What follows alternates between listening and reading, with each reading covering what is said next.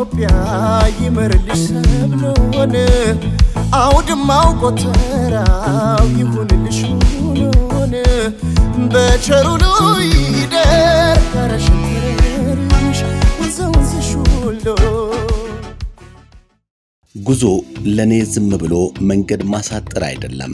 ታሪክን መቃኘት፣ ያለፉትን ዘመናት ትዝታዎች ማንሳት፣ የህዝቦችን ትስስር ማጠናከር እንጂ። ተጓዡ ጋዜጠኛ ነኝና ብዕሬና የእጅ ማስታወሻዬ ከእጄ አይለዩም። ሻንጣዬን ሸክፌ በሰማይ በአውሮፕላን በምድርም በመኪና መንገዶች ውብ የሀገሬን ገጽታ እቃኛለሁ።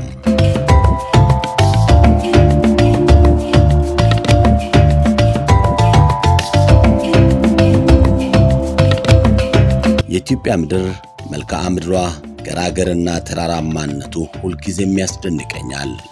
ሰሜኑን፣ ደቡቡን፣ ምዕራቡንና ምስራቁን ስዞር እያንዳንዱ አካባቢ የራሱ የሆነ ማራኪ ባህል፣ ልዩ እሴትና ውበት አለው። የሁሉ ምድር ታሪካዊና ተፈጥሯዊ ሀብት ሲሰበሰብ የምንኖርባትን ምድር ምንኛ የታደለች እንደሆነች ይነግረናል። እንኳን ወደዚህ የጉዞ ማስታወሻ በሰላም መጣችሁ።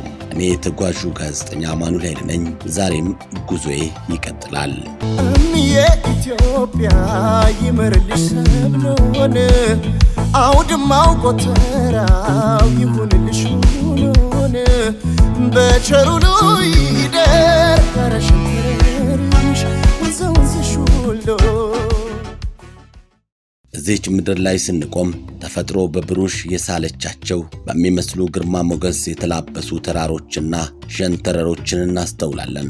የሰሜኑ ዳገታማና ገደላማ ጫፎች የዘመናት ታሪክን በጸጥታ ይሸከማሉ።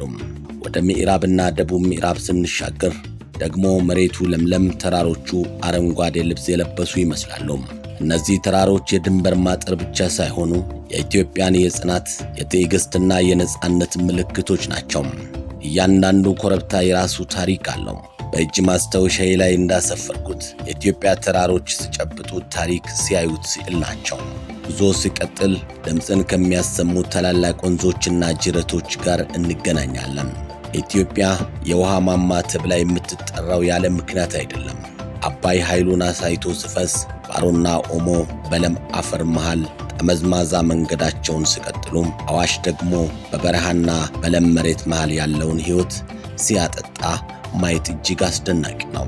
እነዚህ ወንዞች የአገሪቱ የደም ስሮች ናቸው። ከየት ተነስተው ወዴት እንደሚሄዱ ሳስብ የተፈጥሮን ጥበብ አደንቃለሁ።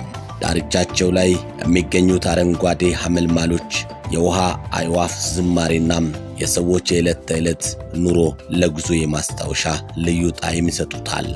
በደኖችና በፓርኮች ውስጥ ስንዘዋወር ደግሞ የኢትዮጵያ የዱር አራዊት ማማር ይማርከናል። በሰሜን ተራሮች ብሔራዊ ፓርክ የሚገኘው ዋልያም፣ በባሌና በደቡብ ተራሮች የሚገኙት እንስሳት በቁጥጥርና በጥበቃ ውስጥ የሚገኙ የእጽዋትና እንስሳት ዝርያዎች የሀገራችንን ስነ ምህዳር ሀብታምነት ይመሰክራሉ። እነዚህ የዱር አራዊት የተፈጥሮ ጌጦቻችን ናቸው። ድምፃቸው፣ እንቅስቃሴያቸውና በመኖሪያቸው ውስጥ መኖራቸው የኢትዮጵያን ምድር ሕያው አድርጎታል። ጋዜጠኛ ሆኖ ይህንን ውበት መዘገብ ትልቅ የሙያ ዕድልና የሕይወት እርጋታ ነው። መልክዓ ምድሩ ውብ ቢሆንም የኢትዮጵያ ትልቁ ውበት ግን በሷ ሕዝቦች ውስጥ ነው። ሰሜን፣ ደቡብ፣ ምዕራብና ምስራቅ ስንዘዋወር የምናገኘው ባህላዊ እሴት፣ የሕዝብ አብሮነትና መከባበር አስደናቂ መሆኑን ነው። እንግዳ ተቀባይነቱ፣ የቡና ማኅበሩ፣ በበዓላትና በሐዘን ጊዜ የሚደረግ አጋርነት የአገራችን መለያዎች ናቸው። አንድነታችን በልዩነታችን ውስጥ ያብባል። ይህ እሴት ትውልድ ከትውልድ ሲተላለፍ የኖረ የከበረ ውርሳችን ነው። ጓደኞቼ፣ ሻንጣዬ አሁንም ዝግጁ ነው። ብዕሬም መጽሐፉን አያቆምም።